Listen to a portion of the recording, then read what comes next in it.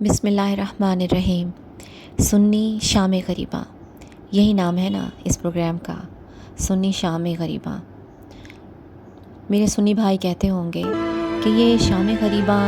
نام کا لفظ تو شاید شیعوں کے مذہب میں ہے، اس کا ہم سنیوں میں کیا کام؟ لیکن آپ سب تو جانتے ہیں کہ محرم کا مہینہ شروع ہو چکا ہے، اور اس مہینے کی ابتدا سے ہی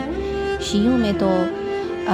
ماتم شروع ہو جاتا ہے، اور جانے اور کون کون سے انداز ہیں جو غم کے اپنائے جا رہے ہوتے ہیں۔ اور اس کے ساتھ ہی ہمارے سنیوں میں کسی کو معلوم نہیں ہوتا کہ ان تاریخوں میں کیا ہوا ہے،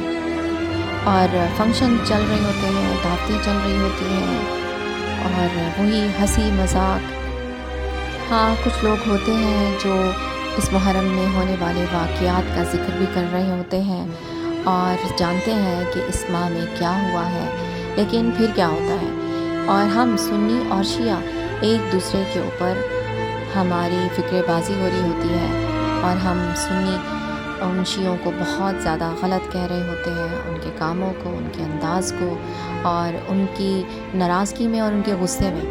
ہم قطعاً یہ یاد نہیں کرتے کہ یہ مہینہ واقعتاً کون سا شروع ہو گیا ہے، اور اس مہینے میں کیا ہوا تھا، اور ہمارا اس مہینے میں کیا کردار ہے، ہمیں کیا کرنا چاہیے، اور پھر اس مہینے میں کیا ہوا تھا۔ کیا آپ اس بات کو جانتے ہیں کہ پہلی تاریخ محرم کی آتی ہے تو مسلمان کا دل غم سے بھر جاتا ہے؟ شیعہ تو اس غم کو جانتے ہیں، مگر مسئلہ یہ ہے کہ انہوں نے بہت سے خرافات کو اپنا لیا ہے، بہت سے غلط عقائد کو دین کا حصہ بنا دیا ہے۔ اور میرے سنی بچوں، میرے عزیز و اقارب، آپ تو شاید دین کو بہت بہتر طریقے سے جانتے ہیں اور بہت صحیح سے لے کر چل رہے ہیں۔ بھلا بتاؤ تو صحیح، محرم شروع ہوتے ہی وہ کون سی شام ہے جسے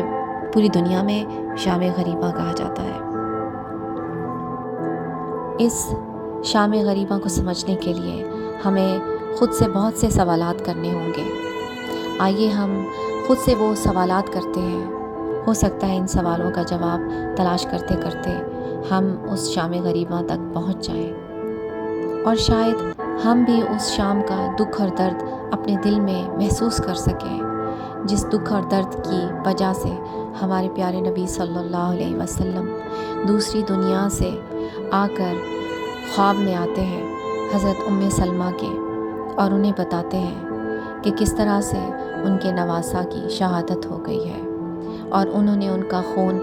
ایک شیشی میں کس طرح سے بھرا ہوا ہے اور ساتھ اٹھایا ہوا ہے، اور وہ کتنے غمگین چہرے کے ساتھ اور گرد آلود بالوں کے ساتھ اس میدان میں کیا کرنے گئے ہوئے تھے جب ان سب کی شہادتیں ہو رہی تھیں۔ وہ کون سا دکھ اور درد تھا جو ان کو عرش سے اتار کر فرش پر اس میدان میں لے آیا تھا،